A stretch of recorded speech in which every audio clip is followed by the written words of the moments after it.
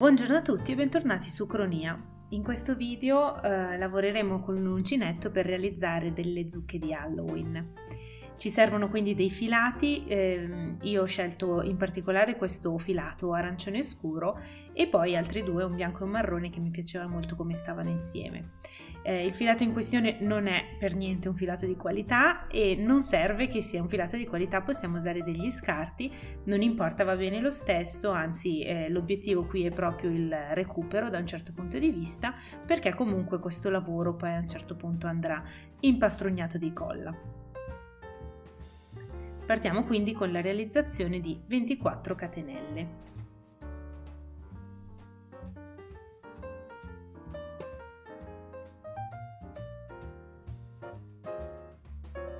Una volta finite le mie catenelle posso procedere con la prima riga. Io qui ho lavorato con delle mezze maglie alte, ma ovviamente poi la lavorazione è a scelta.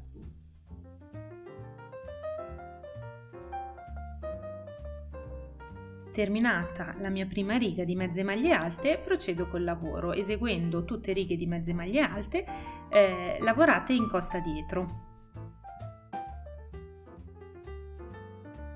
Vado a realizzare 27 righe, ovvero 3 in più rispetto alle 24 catenelle di partenza del mio lavoro.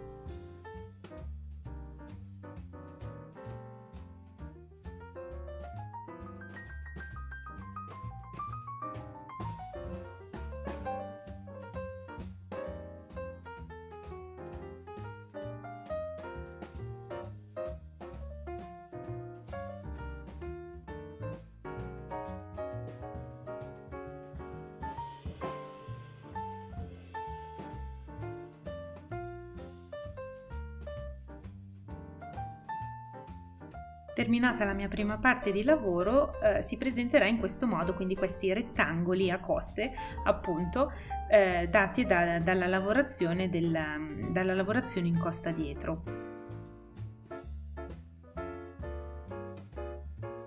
La lavorazione in costa è particolarmente importante in questo progetto perché ci permette di ottenere un rettangolo stretch, quindi che si può allargare senza problemi.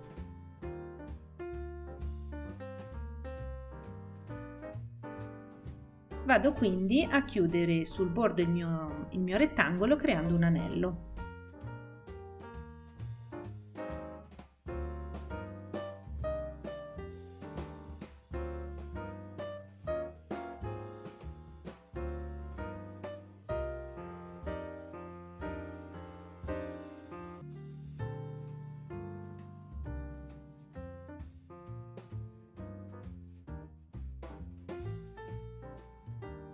Una volta chiuso il mio anello, prendo un ago da maglieria e con una porzione di filo vado a passarlo dentro e fuori dal bordo della mia lavorazione in modo da poter poi chiudere appunto uno dei miei estremi.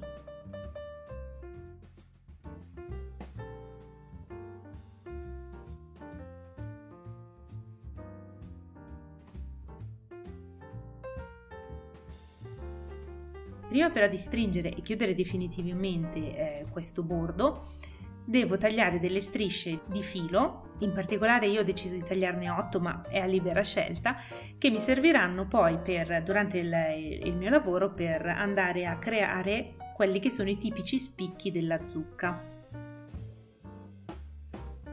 Non fate il mio errore, io li ho tagliati troppo corti, infatti dopo ho dovuto creare delle aggiunte, quindi meglio tenere un po' di margine, un po' di eccesso per scrupolo. Una volta tagliati, li annodiamo insieme per un lato e li inseriamo all'interno del lato che stavamo appunto chiudendo del nostro lavoro.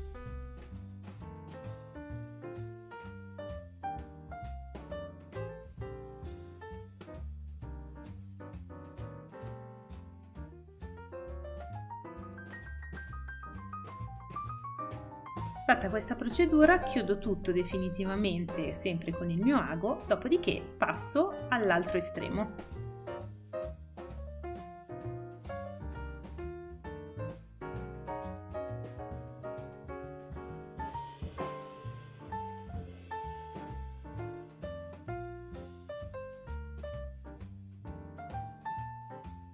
Anche in questo caso devo chiudere il mio bordo, questa volta però prestando attenzione a non chiuderlo del tutto e lasciare un piccolo foro d'entrata, questo perché mi servirà per inserire all'interno una piccola luce.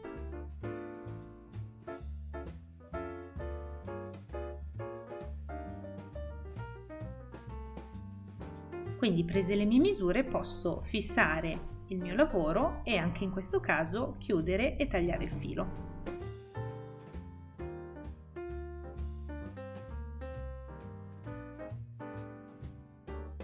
A questo punto ci servono dei palloncini. Prendiamo quindi un palloncino, lo inseriamo all'interno del nostro lavoro e lo gonfiamo.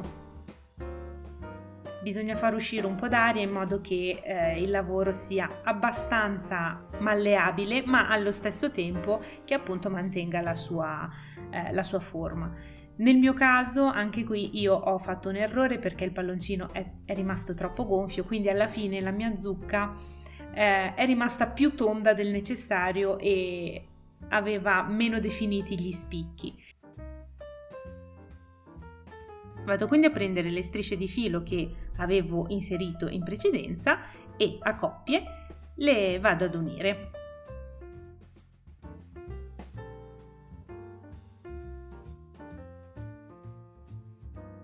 E qui si vede appunto il mio errore perché gli spicchi si vedono un pochettino poco, ma ripeto, penso che dipenda da quanto è gonfio il palloncino all'interno della zucca.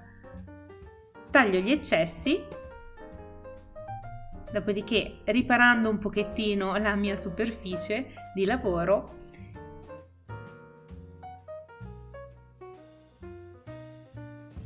in un bicchiere metto dell'acqua e della colla vinilica. Non so dirvi di preciso la percentuale che ho usato perché io vado molto a sentimento in queste cose.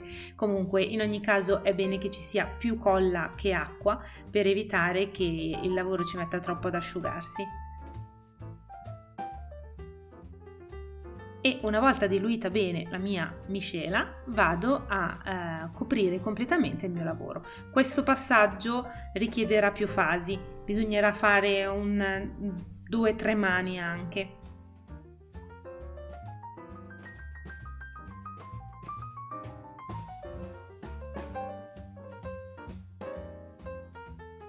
Una volta asciugato completamente, il lavoro si è indurito e posso a questo punto sgonfiare il mio palloncino, tagliare tutti gli eccessi e ritrovarmi la mia zucca finita.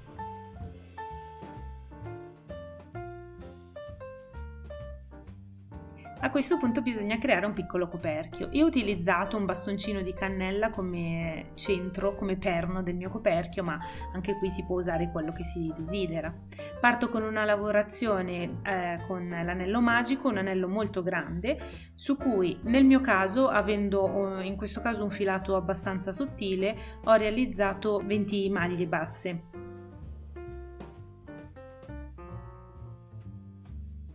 Chiaramente la quantità di maglie che si vanno a realizzare dipende dallo spessore del filo. In ogni caso prendo le misure e chiudo il mio anello attorno al mio bastoncino di cannella.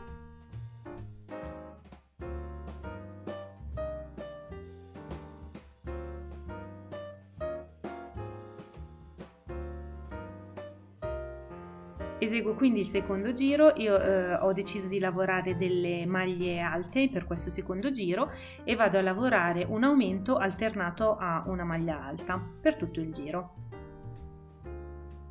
Arrivata alla fine, volendo allargare ancora un po' di più il mio coperchio, ho deciso di eseguire un ultimo giro maglia su maglia, quindi senza aumenti, di sole mezze maglie alte.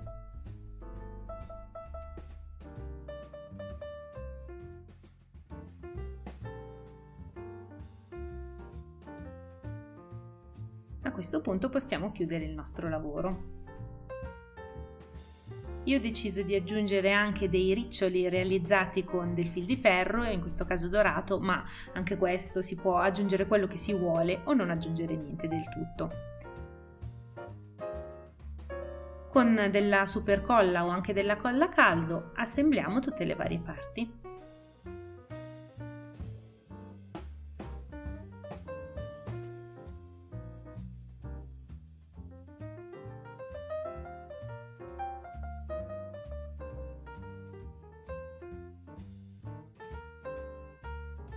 E questi sono i coperchi delle mie zucche. Come vedete in questo caso la lavorazione è un po' più fitta perché il filo, come dicevo, è più sottile, ma per esempio con il filato marrone che è più spesso, invece che realizzare un primo giro di 20 maglie ne ho realizzate 13 e poi ho eseguito soltanto un secondo giro invece che 3. Qua dipende da quello che ci piace e appunto dallo spessore del filato. E a questo punto, finito tutto quanto, non ci resta che mettere insieme tutti i pezzi e vedere il nostro progetto finito.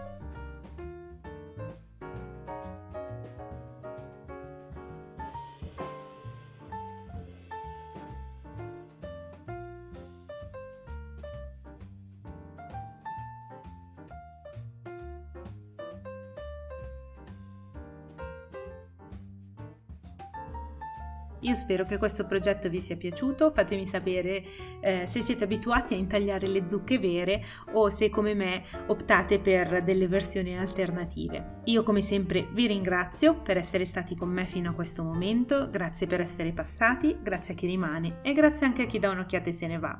Vi auguro ogni bene e a presto!